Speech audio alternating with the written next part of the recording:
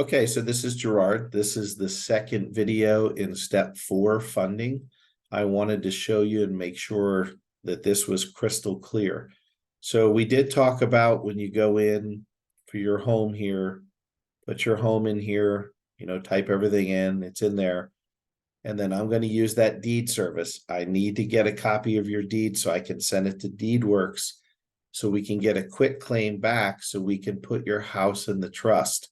Now, also here in the funding kit is your other assets. So for example, remember, none of these things here, your checking account, your vehicles, your life insurance, your pensions, none of this is included in the hard copy of your trust. And the reason why is it's here in the vault for your exclusivity and your privacy.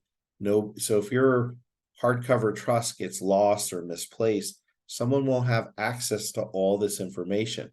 It's in your private vault that only you and your successor trustee have access to. Now, here's what I wanted to show you. When you go in and you enter your information bank account, let's just say it's a checking account. So I'll give you an example here. This is a cash account through Wells Fargo. Husband and wife are on it. You got the account number and the estimated value.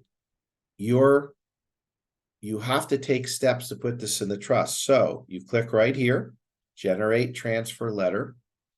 And now you're going to have a transfer letter. So you would take this to your bank along with your trust. Now, some banks will take this, don't sign it ahead of time. Make sure you sign it in front of them.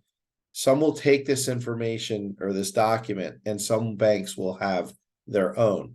But the point is, you must do this step and bring this to the bank so your actual bank account is in the trust.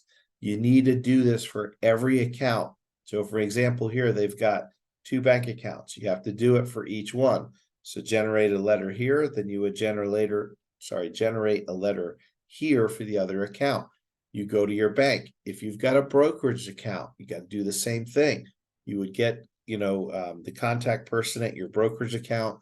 You'd see if they would accept the document that you generate here, or if they need their own, and then you would send it to them, and that way it gets in your trust. You must be responsible to do this. So I just want to make that clear of how things actually get in your trust. So that concludes. This is the second short video for step 4 of your funding kit.